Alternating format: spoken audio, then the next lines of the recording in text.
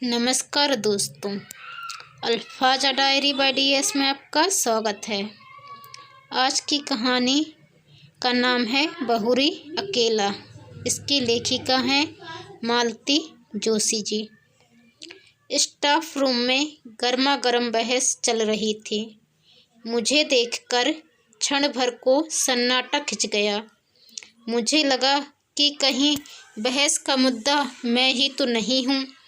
तभी मिसेज झा ने कहा, लो ये आ गई मिस स्मार्टी, इन्हें भेज दो, बहुत काबिल आइटम हैं, कैसी भी सिचुएशन हो ब्रेवली हैंडल करती हैं।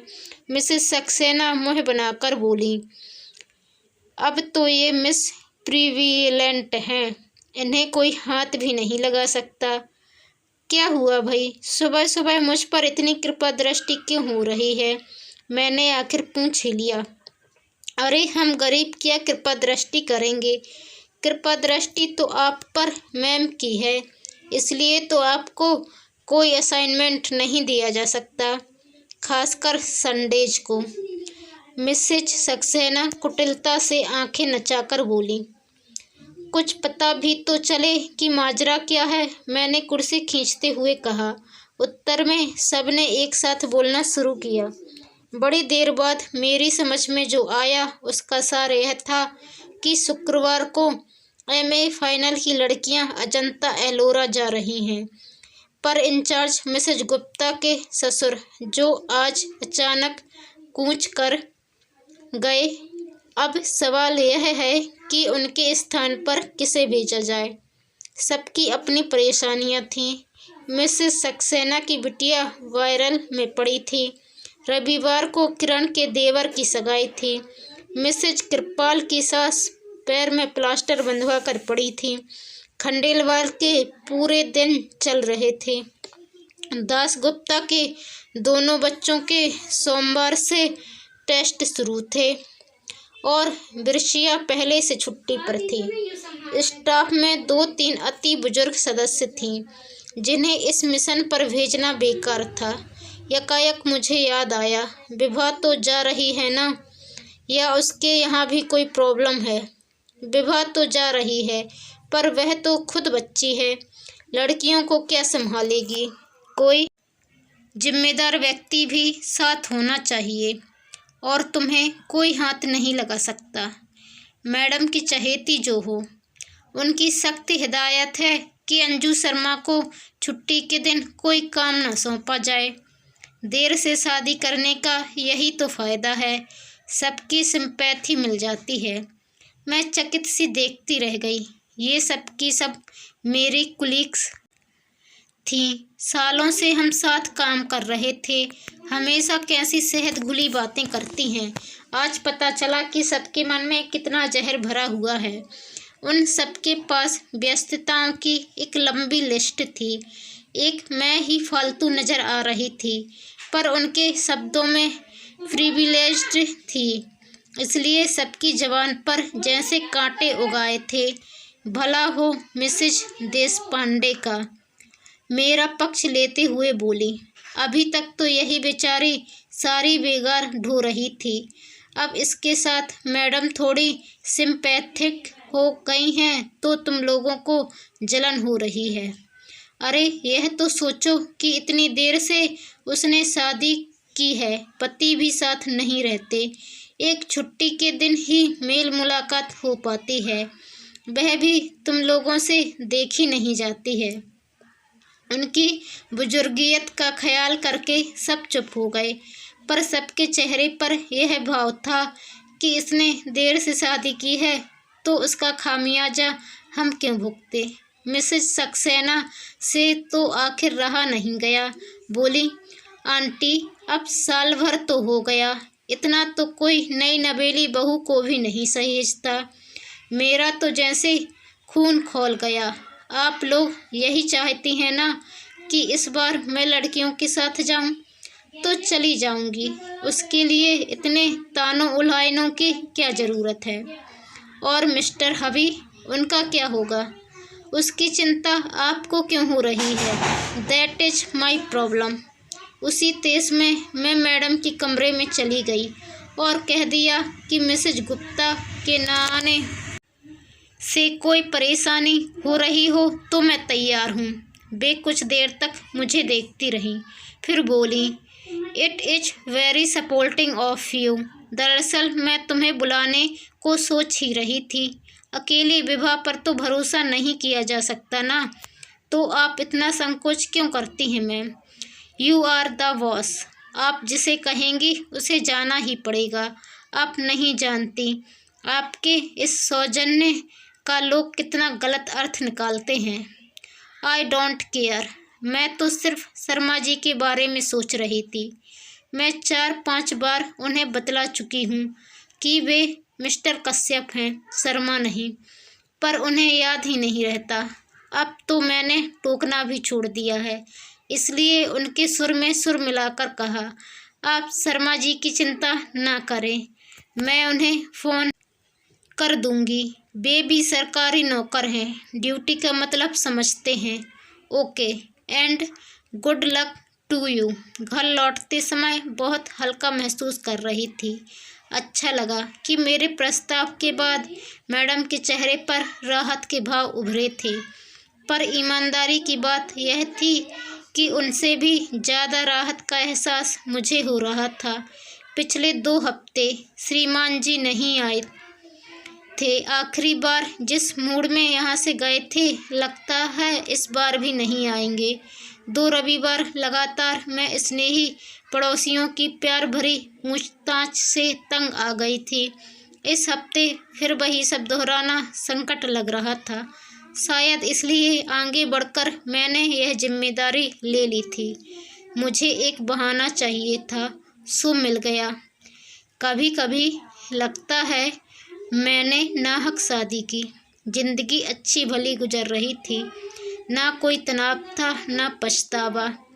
बस एक शादी की चिंता थी जो मुझसे ज़्यादा मेरे भाइयों को खाए जा रही थी। अपनी भरी पूरी गृहस्थियों के बीच बेचारे एक अपराध बोध के साथ जी रहे थे। बड़े भैया की पिंकी के बीए कर लेने के बाद तो सबके सब जैसे एकदम व्यग्र हो उठे। कम से कम उसकी शादी से पहले मेरी हो जाना लाजमी था।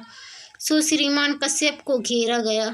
10 और 12 साल के 2 बच्चों के बाप से शादी करना मेरे लिए कतई रोमांचक नहीं था, पर भाई आश्वस्त थे कि मुझे अपना एक घर मिल गया है। पर उस घर से जुड़ कहाँ पाई, किसी ने मौका ही नहीं दिया। शादी के बाद 4-5 दिन रही थी, बाद में दीपावली पर लक्ष्मी पूजन के लिए गई थी बस। छुट्टियों में वे मुझे 1 आध महीना घुमाने ले गए थे। 1 महीना मुझे भाइयों के पास रहने के लिए कह दिया था। भाइयों के पास तो हर छुट्टी में जाती थी, पर इस बार का अनुभव नया था। पीहर आई बहन बेटी का स्वागत सत्कार, लाड़ दुलार पहली बार ही पाया था। शादी के बाद भी मैं तो उसी घर में बनी रही, पर हाँ, मिस्टर कश्यप को ज़रूर एक अतिरिक्त घर मिल गया था। उनकी सारी छुट्टियां यहीं गुजरती। केंद्र सरकार की नौकरी थी, शनिवार रविवार छुट्टी होती। वे भोपाल से शुक्रवार को इंटरसिटी से आते और सोमवार की सुबह उसी ट्रेन से लौट जाते। साल भर से मेरा दाम्पत्य जीवन इसी साप्ताहिक तंज पर चल रहा था। उस रविवार की रात को भी वे घड़ी के अलार्म भर रहे थे कि मैंने कहा, सुबह चले जाएंगे, जाना तो पड़ेगा ही, कल सोमवार है, भूल गई क्या? सोमवार को कैसे भूल सकती हूँ, मुझे भी तो कॉलेज जाना है। पर मुझे और भी कुछ याद आ रहा है। क्या? कल शाम मैंने कुछ लोगों को खाने पर बुला लिया था। कल क्यों, आज ही बुला लेती ना। यूं ही बुलाना अच्छा नहीं लगता, कोई मौका भी तो हो। तो कल क्या है? आपकी याददाश्त तो इतनी अच्छी है, आपको यहाँ बैठकर भी अपने बच्चों के ही नहीं, भांजे भतीजों के, मामा मौसियों के जन्मदिन याद आ जाते हैं। कल तुम्हारा जन्मदिन है? नहीं, मेरा जन्मदिन तो कब से आकर चला गया। जिन्हें याद था उन्होंने मना भी लिया। आपके लिए मुझे 100 बहाने गढ़ने पड़े। एक साड़ी अपनी ओर से खरीदकर आपके उपहार के तौर पर पेश करनी पड़ी। मेरा जन्मदिन आपको याद नहीं रहा, कोई बात नहीं, पर कल की तारीख तो आपको याद रखनी चाहिए, या कि उसका भी आपके निकट कोई महत्व नहीं है। ना चाहते हुए भी मेरी आवाज़ थोड़ी तल्ख हो गई थी। उन्होंने कैलेंडर की ओर नज़र डाली। ओह, कल 11 नवंबर है, मतलब अपनी शादी को 1 साल पूरा हो गया। धन्य भाग, आपको याद तो आया, पर आपने इस तरह मुँह क्यों लटका लिया? मैंने रुकने के लिए कहा जरूर है, पर कोई समस्या हो तो रहने दीजिए। सेलिब्रेशन का मूड अगर है तो मैं साथ चलती हूँ, नहीं तो उसकी भी कोई ज़रूरत नहीं है। तुम चलना चाहो तो ज़रूर चलो, उन्होंने कहा, पर स्वर में कोई आग्रह नहीं था। ऐसा है कि बच्चों की परीक्षाएं चल रही हैं। मंगलवार को सोनक का गणित का पेपर है, इसलिए मेरा कल जाना ज़रूरी है। सेलिब्रेशन से मेरा मतलब किसी पार्टी से नहीं था। हम सब मिलकर बाहर खाना खा सकते थे या एक आध पिक्चर देख सकते थे। बच्चों की परीक्षाएं चल रही हैं तो कोई बात नहीं, हम लोग दिन भर साथ ही रह लेते। यह प्रस्ताव आपकी ओर से आता तो मैं उतनी ही खुश हो जाती, पर आपको तो याद ही नहीं था। आपको अम्मा जी के ठाकुर जी तक की याद रहती है। पिछली रामनवमी और जन्माष्टमी पर श्रृंगार का सारा सामान यहीं से ले गए थे। बस आपको मेरा जन्मदिन या अपनी शादी की सालगिरह याद नहीं रही। बार बार बच्चों का अम्मा का ताना क्यों दे रही हो? वे लोग मेरी जिम्मेदारी हैं, और मैं क्या हूँ? सिर्फ ज़रूरत। कैसी ज़रूरत, यह भी बताना पड़ेगा। कुछ देर तक कमरे में भीषण स्तब्धता छाई रही। फिर मैंने ही कहा, आप बच्चों के सामने एक आदर्श पिता बने रहना चाहते हैं, इसलिए मुझे तरजीह नहीं देते, जानती हूँ। इसलिए आज तक आपने मेरे स्थानांतरण के लिए प्रयत्न नहीं किया। आश्चर्य तो यह कि अम्मा जी ने भी कभी इसके लिए जोर नहीं दिया। Please leave my mother alone. मैं कोई उन्हें गाली थोड़ी ही दे रही हूँ, एक बात कह रही हूँ। कोई भावुक महिला होती तो कहती, बहू तुम आकर जल्दी से अपना घर बार संभालो और मुझे छुट्टी दो, पर वे बड़ी प्रैक्टिकल हैं। उन्हें यही व्यवस्था रास आ रही है। घर में उनका एक छत्र शासन भी बना रहता है और बेटे को कोई परेशानी भी नहीं होती। वह आदर्श बेटा बना रहता है, आदर्श पिता बना रहता है, और उसकी साप्ताहिक आनंद यात्रा भी निर्विघ्न चलती रहती है। आनंद यात्रा? वाह, तुम क्या सोचती हो? तुम कोई हुस्न परी हो जिसके लिए मैं दीवाना हो चला आता हूँ? टक लगा जैसे किसी ने कलेजे पर एक घूंसा जड़ दिया हो। बड़ी मुश्किल से मैं उस पीड़ा को जब्त कर पाई। फिर अत्यंत कसेले स्वर में कहा, मैं हुस्न परी होती तो 34 साल तक अनब्याही ना बैठी रहती और ना ही 2 बच्चों के बाप से शादी करती। यह बात कहने के साथ ही मैं दीवार की ओर मुँह करके लेट गई थी। इस कारण उनका चेहरा नहीं देख पाई, पर वह जरूर स्याह पड़ गया होगा। वे उस रात कब कहाँ सोए मैं नहीं जानती। सुबह अलार्म बजा था, पर मैं नहीं उठी। उन्होंने शायद अपने से ही चाय बनाई थी, पर मैं दम साधे पड़ी रही। जाते समय उन्होंने मुझे आवाज़ दी भी हो तो पता नहीं। सुबह उठी तो लगा जैसे एक भयानक स्वप्न देखकर जागी हूँ। उसके बाद आज तीसरा शुक्रवार है, जनाब की कोई खबर नहीं, रूठ कर गए हैं। सोचा होगा मना लेगी, पर हम मिट्टी के नहीं बने हैं, बल्कि गुस्सा तो हमें आना चाहिए था। अपमान तो हमारा हुआ है। सच तो यह है कि उनके ना आने से मुझे राहत ही मिली थी, क्योंकि मुझे लग रहा था कि अब मैं उस व्यक्ति का स्पर्श या सामीप्य सहन नहीं कर पाऊंगी। सुबह बैग भर रही थी कि फ़ोन खड़का। मैं बोल रहा हूँ। मैं कितना ज़बरदस्त अहम है, जैसे आवाज़ सुनते ही पहचान लिए जाएंगे। अच्छा आप हैं, कहिए। हम लोग रात को 9 बजे तक पहुँच रहे हैं। फ़ोन इसलिए किया कि खाना बनाकर रख सको। पिछले 2 शुक्रवार से मेरा खाना बर्बाद हो रहा था, पर मैंने उसका जिक्र न करते हुए कहा, हम लोग मतलब बच्चे भी साथ आ रहे हैं, इसलिए बस से आ रहा हूँ। ट्रेन बहुत लेट पहुँचती है। मैं पसोपेश में पड़ गई। मेरी चुप्पी से वे भी थोड़े विचलित हो गए। क्या हुआ, कोई समस्या? कहो तो बच्चों को ना लाऊं। बड़ी मुश्किल से उन्हें राजी किया था। बच्चे आ रहे हैं तो दे आर मोस्ट वेलकम। लेकिन सचमुच एक समस्या आ गई है। मैं आज शाम को अजंता एलोरा जा रही हूँ। प्रोग्राम बदल नहीं सकती? नहीं, क्योंकि ये प्लेजर ट्रिप नहीं है। कॉलेज की लड़कियों के साथ इंचार्ज बनकर जा रही हूँ। पर तुम्हें क्यों? मैं क्यों नहीं? पिछले साल भर से तो उन्होंने मुझसे कोई काम नहीं लिया। मेरे सारे संडेज फ्री रखे। कॉलेज में इतनी परीक्षाएं होती हैं, पर कभी इन्विजिलेशन की ड्यूटी भी नहीं दी। पर किसी की सहृदयता का ज़्यादा फ़ायदा उठाना अच्छा थोड़े ही लगता है। आखिर ये मेरी नौकरी है। इस बार उधर चुप्पी छाई रही। फिर 2 हफ्ते से आप आए नहीं थे, तो मैंने सोचा इस बार भी नहीं आएंगे। मैं 2 हफ्तों से नहीं आया तो तुमने कोई खोज खबर भी तो नहीं ली।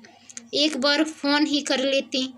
कारण मुझे मालूम था, इसलिए फ़ोन नहीं किया। मैं बीमार भी तो हो सकता था। बीमार होते तो फ़ोन करते। आप तो नाराज़ थे।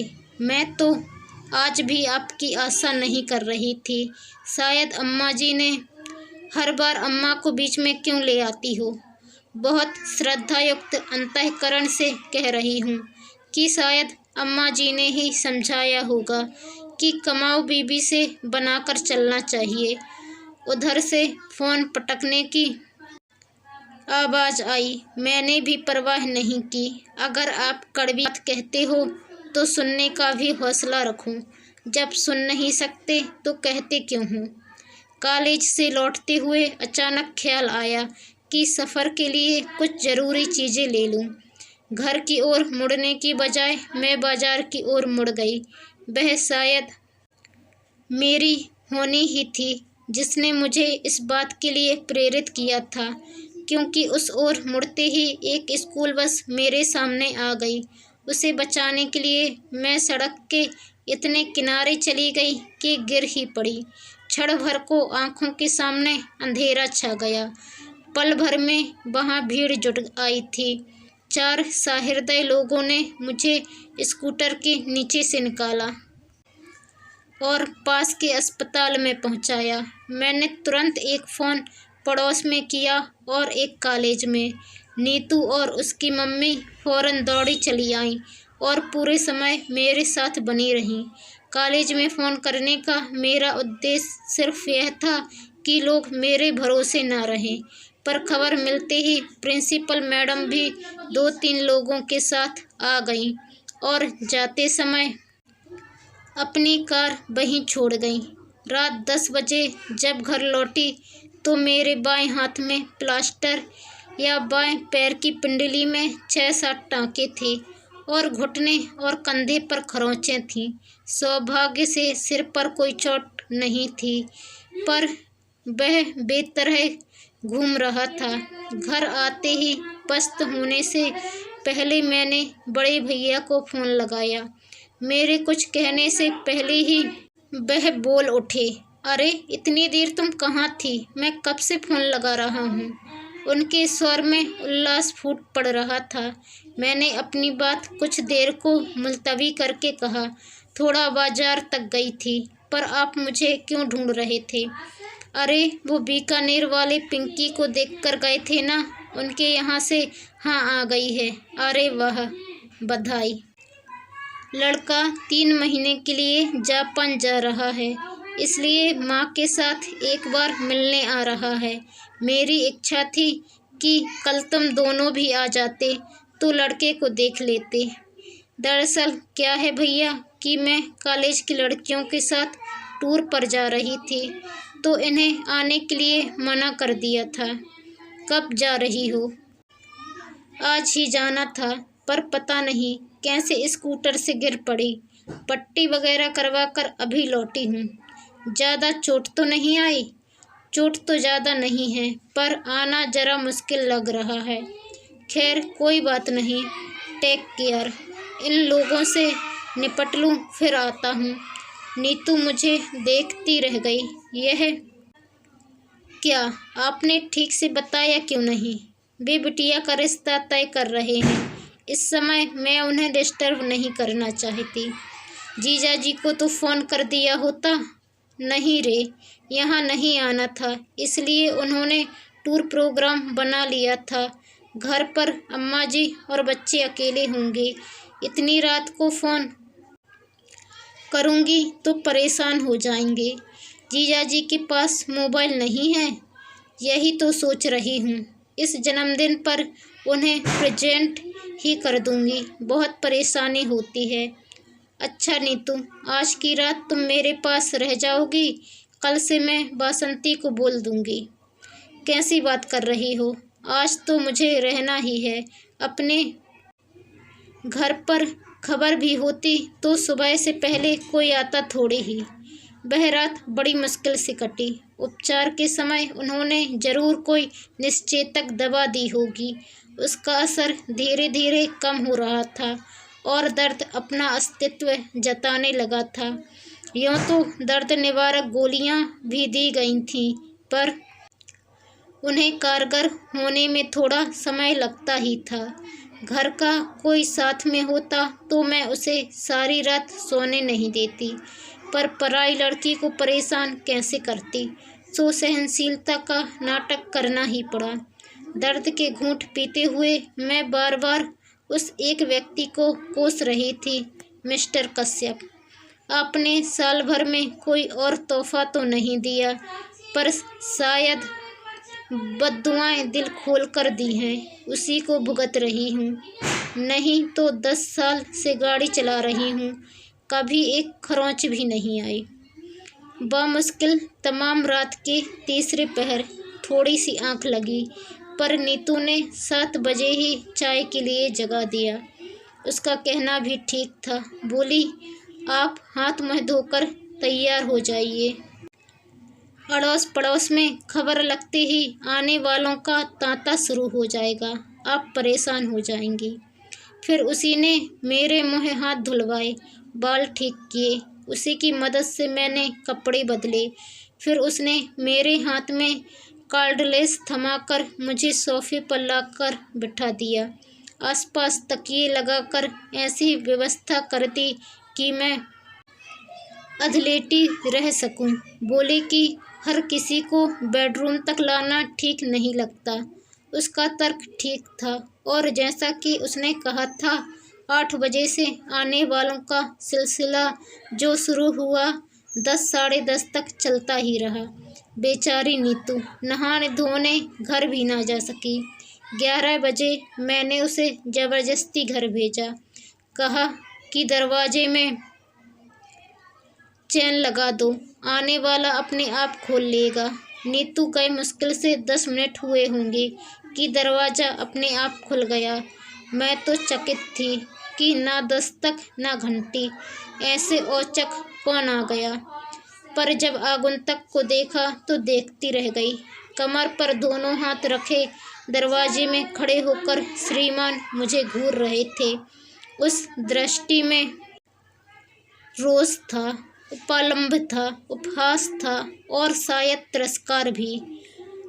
आई न्यू इट, मुझे मालूम था तुम्हें कहीं आना जाना नहीं था, सिर्फ मुझे टालने के लिए बहाना बनाया गया था। I was dead sure. वे जिस तरह मुझे घूर रहे थे, मैं भी एकटक उन्हें देख रही थी। मेरी आँखों में उपालंब की मात्रा शायद ज़्यादा गहरी थी, क्योंकि थोड़ी देर बाद उन्होंने अपनी नज़रें फेर लीं। उनकी नज़रें हटते ही मैंने कार्डलेस पर पड़ोस का नंबर मिलाया। सॉरी नीतू डार्लिंग, तुम्हें फिर से कष्ट दे रही हूँ, पर क्या है कि तुम्हारे जीजाजी आ गए हैं। एक कप चाय बनाकर दे जाओगी तो अच्छा रहेगा। मेरे लिए पड़ोसियों को कष्ट देने की कोई ज़रूरत नहीं है, उन्होंने कसेले स्वर में कहा। अब वे दरवाज़ा छोड़कर सामने कुर्सी पर बैठ गए थे। अगर घर में चाय बनाने में कोई प्रॉब्लम है तो मैं बाहर पी सकता हूँ। वैसे भी मैं यहाँ रुकने वाला नहीं हूँ, सिर्फ देखने चला आया था। मैं भी उन्हें चाय पिलाने के लिए बहुत व्यग्र नहीं थी, बस चाहती थी कि इस समय हम दोनों के बीच में कोई तीसरा आकर बैठ जाए। मुझे पता था कि जीजाजी का नाम सुनते ही नीतू दौड़ी चली आएगी, और वही हुआ। 5 मिनट में नीतू 2 कप चाय लेकर हाजिर हो गई। हाय जीजाजी, नीतू ने चहककर स्वागत किया और हुलसकर पूछा, आपको कैसे पता चला? दीदी तो फ़ोन ही नहीं कर रही थी। पता करने वाले पता कर ही लेते हैं, इन्होंने कुटिल मुस्कान के साथ कहा। बेचारी नीतू इनका मंतव्य समझ नहीं पाई, अपनी ही रो में बोली, मम्मी यही तो कह रही थी कि दिल से दिल को राह होती है, फ़ोन करने की क्या ज़रूरत है। फिर इन्हें चाय पकड़ाते हुए मुझसे बोली, दीदी अब आप भी उठकर जरा सी चाय पी लो, सुबह से बोल बोल कर दिमाग चकरा गया होगा। वो मुझे सहारा देकर उठाने लगी और इनके चेहरे का रंग बदलने लगा। मेरी अधलेटी मुद्रा को वे अनादर का प्रदर्शन समझ रहे थे। अब उन्हें कुछ कुछ समझ में आ रहा था। उठने की प्रक्रिया में जब मेरा शॉल कंधे से खिसक गया तो उनके प्लास्टर पर नज़र पड़ी। अरे ये हाथ को क्या हो गया? गनीमत है कि सिर्फ हाथ ही टूटा है। आप खुशकिस्मत हैं जीजाजी कि ये सही सलामत बच गईं, वरना क्या से क्या हो जाता। तुम्हें मैं सही सलामत नज़र आ रही हूँ? अरे हाथ ही तो टूटा है। सब लोग कह रहे थे कि किस्मत वाली थी जो सड़क के किनारे गिरी। अगर बीच में गिरती तो सोचो क्या होता। उस कल्पना मात्र से ही मुझे झुरझुरी हो आई। मैंने नीतू से कहा, थोड़ी हेल्प कर दोगी तो भीतर जाकर थोड़ा लेट लूँगी। हाँ, अब आप बिल्कुल आराम करो, कोई आएगा तो जीजाजी निपट लेंगे। बिस्तर पर लेटते हुए मैंने कहा, बसंती को 2 दिन की छुट्टी दे दी थी। अगर किसी के हाथ खबर भिजवा दोगी तो वो आ जाएगी, 2 रोटी ही डाल जाएगी। बसंती को मैं खबर कर दूंगी। पर आप रोटी की इतनी चिंता क्यों कर रही हैं? हम लोग क्या इतना भी नहीं कर सकते? तुम ही लोग तो कर रहे हो, पड़ोसी और होते किस लिए हैं? नीतू जब चली गई तो ये कमरे में आकर बोले, इतना सब हो गया तो क्या मुझे फ़ोन नहीं कर सकती थी? मैंने एक क्षण उनकी ओर देखा और कहा, फ़ोन कर भी देती तो क्या आप विश्वास कर लेते या इसे भी एक बहाना समझते? वे चुप हो गए। फिर बड़ी देर तक एक मौन हम दोनों के बीच पसरा रहा। फिर कुछ देर बाद फ़ोन बजा। मेरा कार्डलेस बाहर ही छूट गया था, इसलिए फ़ोन इन्हें ही उठाना पड़ा। शायद बड़े भैया का था। मेरा हालचाल पूछ रहे थे। मैं जब तक उन्हें सावधान करती वे सब ब्यौरा दे चुके थे। फिर तो मेरी पेशी होनी ही थी। ये क्या कर बैठी तुम? और रात को मुझे बताया क्यों नहीं? मैं उसी समय चला आता, मुझे मालूम था, इसलिए नहीं बताया। आप आ भी जाते तो सुबह फिर मेहमानों के लिए भागना पड़ता। अब आपकी उम्र इतनी भागदौड़ करने की नहीं है। वैसे चिंता की कोई बात नहीं है, पड़ोसी बहुत अच्छे हैं और अब तो ये भी आ गए हैं। हाँ, अभी फ़ोन पर उनकी आवाज़ सुनकर थोड़ा संतोष तो हुआ। अच्छा, तो हम लोग सुबह आते हैं। Take care. भैया के फ़ोन के बाद फिर से सन्नाटा छा गया। ये पेपर पढ़ते रहे। मैं सोने की कोशिश करती रही। नीतू दोनों की थालियां लेकर आ गई। तभी यह नीरवता भंग हुई। नीतू बोली, मम्मी तो कह रही थी जमाई जी को यहीं बुला लो, ठीक से खा लेंगे। पर मैंने कह दिया कि दीदी अकेले बोर हो जाएंगी। वो अच्छी हो जाएं, फिर दोनों को एक साथ बुलाकर खूब खातिरदारी कर लेना दोनों की। एक बात और, जाते हुए मैं बाहर से ताला डालकर जा रही हूँ, नहीं तो मोहल्ले भर की आंटी लोग तंग करने आ जाएंगी। रात भर की जागी हो, थोड़ा आराम कर लो। खोलेगी कब? 4 बजे चाय लेकर आऊँगी ना। और सचमुच वह हमें ताले में बंद करके चली गई। वह जब तक रहती है पटर पटर करती रहती है। घर भरा भरा लगता है। उसके जाते ही एक निचाट सूनेपन ने घेर लिया। उस असहज एकांत से निजात पाने के लिए मैंने कहा, आप तो आज ही आने वाले थे ना, तो दिन में निकल जाते, रात में ठंड से परेशान हो जाएंगे। वे एक क्षण मुझे घूरते रहे, फिर बोले, मुझे क्या इतना गया गुजरा समझ लिया है कि तुम्हें इस हाल में छोड़कर चला जाऊंगा। एक तरह से बात यहीं पर एक अच्छे बिंदु पर समाप्त हो जानी थी, पर मेरे मन में तो प्रतिशोध की आग धधक रही थी। वह हुस्न परी वाला डायलॉग मेरे कलेजे में कील की तरह गड़ा हुआ था। उसी ने मुझे चुप नहीं बैठने दिया। मैंने बड़े नाटकीय अंदाज में कहा, मेरी ऐसी हालत है तभी तो कह रही हूँ, रुककर क्या करेंगे। वे अवाक होकर मुझे देखते रह गए। What do you mean? कुछ नहीं। एक पुरानी बात याद आ गई। एक बार आए थे और मैं संकोच के मारे मैं क्षण भर को चुप रह गई। उस दिन आप कितना नाराज हुए थे।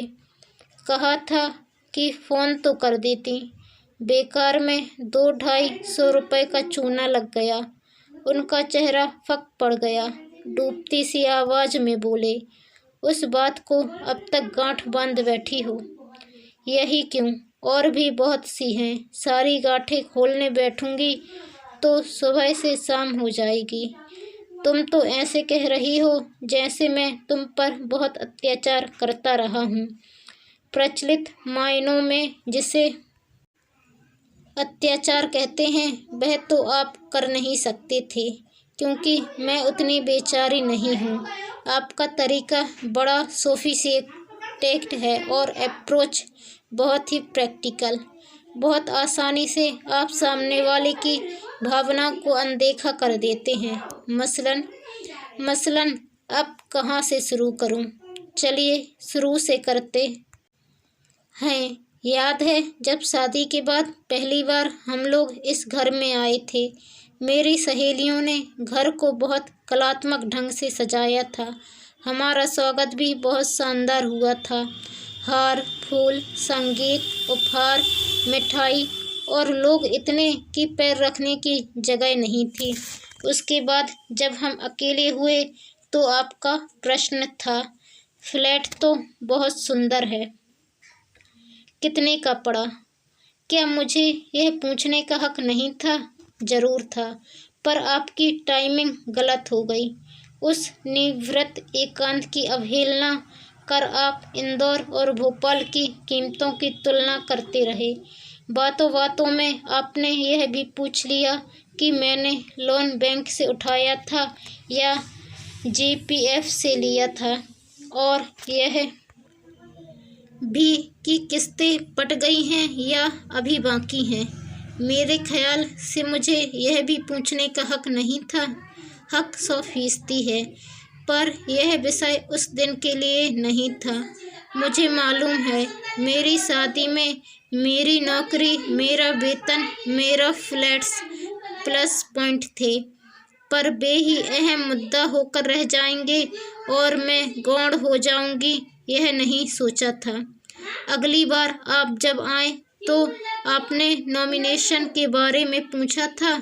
मैंने दोनों भाइयों के बेटे को फ्लैट और जीपीएफ के लिए नॉमिनेट किया था।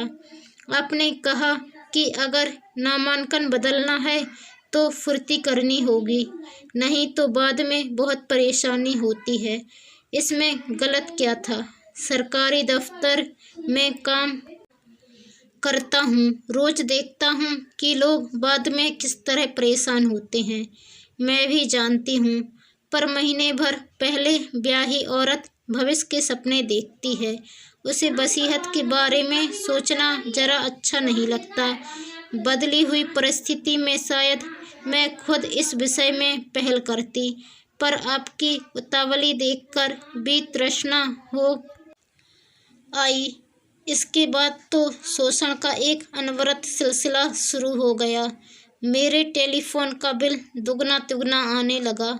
सब लोग छेड़ते कि रात रात भर मियाँ से बात करती होगी। उन्हें क्या पता कि मियाँ ने घर पर बात करने के लिए एकदम मना किया हुआ है, और दफ्तर में बात करना मुझे अच्छा नहीं लगता। उन्हें कैसे बताती कि यहाँ आकर श्रीमान को सारे दोस्तों के भाई भतीजों के जन्मदिन याद आ जाते हैं। सारे रिश्तेदारों की मिजाज पुरसी और मातम पुरसी यहाँ से होती है। यह तो शायद तुम्हें भी पता होगा कि लॉन्ग डिस्टेंस कॉल संडेज को सस्ती पड़ती हैं, और अक्सर संडेज को मैं यही होता हूँ। हाँ, मुझे पता है, और मुझे यह भी पता है कि इंदौर का कपड़ा मार्केट बहुत अच्छा है, इसलिए चादरें और पर्दे यहाँ से खरीदना चाहिए। यहाँ की रेडीमेड गारमेंट्स की मंडी भी बहुत मशहूर है, इसलिए बच्चों के जन्मदिन के कपड़े यहीं से लेना चाहिए। यहाँ जब तक गर्म कपड़ों की सेल लगती है, इसलिए अम्मा जी के लिए शॉल और स्वेटर यहीं से जाएगा। इसके अलावा और भी फरमाइशी चीज़ें हैं, जैसे फरियाली सामान, नमकीन, राहुल के लिए कैमरा, एटलस, रीना के लिए बारबी का सेट, कलर बॉक्स वगैरह। और मुझे यह भी मालूम है कि आपने घर पर यह कभी नहीं जताया होगा कि ये फरमाइश कौन पूरी कर रहा है। देखो, ज़्यादा एहसान जताने की ज़रूरत नहीं है, हिसाब लगा कर रखना। अगली बार आऊँगा तो सब चुकता कर जाऊँगा। हिसाब करने की ज़रूरत नहीं, क्योंकि यह सब मैंने अपने घर के लिए, अपने बच्चों के लिए किया था। जिस तरह शादी के बाद यह घर आपका हो गया, मैंने सोचा कि वह घर भी अब मेरा ही है, इसलिए एहसान की कोई बात नहीं है, बात अधिकार की है। राहुल को जन्मदिन पर डांस करना था, आप यहाँ का म्यूजिक सिस्टम ले गए। बच्चों को गर्मियों में पिक्चर्स देखनी थी, आप यहाँ से बीसीडी प्लेयर्स ले गए। बार बार बिजली गुल होने से बच्चों की पढ़ाई हर्ज होती है, इसलिए मेरा इमरजेंसी लैंप भी भोपाल पहुँच गया। मैं शिकायत नहीं कर रही हूँ, आपको अधिकार था और आपने उसका उपयोग किया, पर यह तो वन वे ट्रैफिक हो गया। मुझे तो कोई अधिकार मिला ही नहीं, मेरा तो सिर्फ एक्सप्लॉइटेशन किया गया। वह सुनने में बुरा लगता है ना?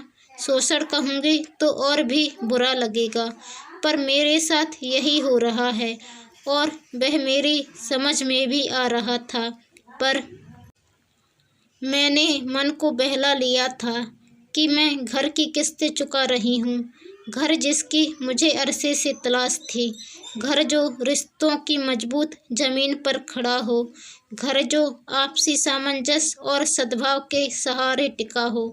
पर वह घर तो मुझे मिला ही नहीं, आपने दिया ही नहीं।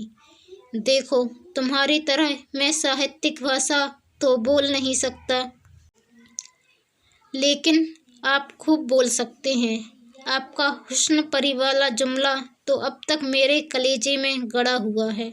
कल रात भर मैं दर्द के मारे सो नहीं पाई थी, पर यह दर्द उस दर्द के मुकाबले कुछ नहीं था जो उस रात आपने मुझे दिया।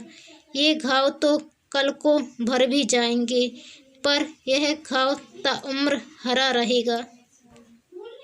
और आज तो आपने कमाल ही कर दिया। आज मैंने क्या किया? वे हैरान थे। आज आप सिर्फ मेरे सच को परखने यहाँ चले आए। मान लो मैं चली ही गई होती तो आपकी क्या इज्जत रह जाती, या मेरी ही क्या इमेज बनती। आपकी तो यह दूसरी शादी है। इतना तो आप भी समझते होंगे कि दाम्पत्य का आधार होता है विश्वास। और मिस्टर कश्यप, आपने उसे ही नकार दिया, फिर शेष क्या रहा? तभी दरवाज़ा खड़का। नीतू शायद चाय लेकर आई थी। हम दोनों अच्छे बच्चों की तरह चुपचाप बैठ गए। वैसे भी बोल बोल कर मैं इतना थक गई थी कि कुछ देर आंख बंद करके लेटने को जी चाह रहा था। और चाय पीकर मैं सचमुच लेट गई। नीतू बोली, जीजाजी शाम को क्या खाना पसंद करेंगे बताइए। व्यंग्यपूर्ण मुस्कुराहट के साथ वे बोले, मैं गरीब, क्या बताऊंगा, अपनी दीदी से पूछूं, गेस्ट ऑफ ऑनर तो वो हैं। और इतना कहकर वे बाथरूम में घुस गए।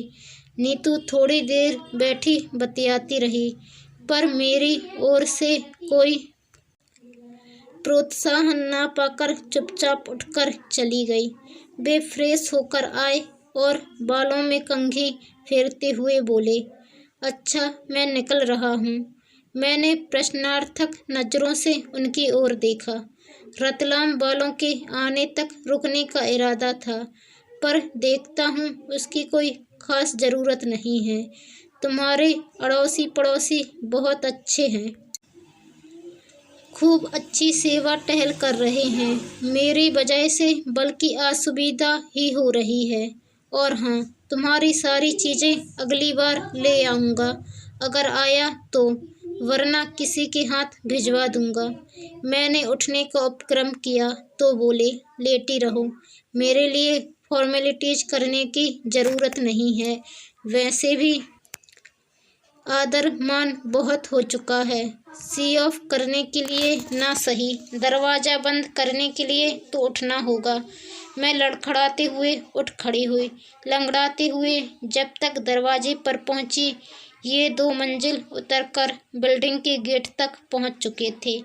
खिड़की से मैं उन्हें जाते हुए देखती रही। फिर मैंने बहुत मुश्किल से दरवाज़ा बंद किया। इतने से श्रम से भी मैं हाँफ गई थी। देर तक बंद दरवाजे के सामने वहीं खड़ी रही जहाँ से मैंने उन्हें जाते हुए देखा था। मुझे लगा वे मेरे घर से ही नहीं, जीवन से भी चले गए हैं। अलविदा मिस्टर कश्यप, मैंने कहा। आज से मेरे घर और मेरे मन के दरवाजे आपके लिए बंद हो चुके हैं। घर का दरवाज़ा तो शायद कभी मजबूरी में खोलना भी पड़ेगा, क्योंकि इस शादी को इतना आसानी से मैं नकार नहीं सकती। इसके लिए मेरे भाइयों ने बहुत सारा श्रम और पैसा खर्च किया है, इसलिए इस शादी को तो मुझे ढूंढना ही पड़ेगा। पर मेरे मन का दरवाज़ा अब आपके लिए कभी नहीं खुलेगा, कभी नहीं। दोस्तों, आपको ये कहानी कैसी लगी कमेंट कर ज़रूर बताएं।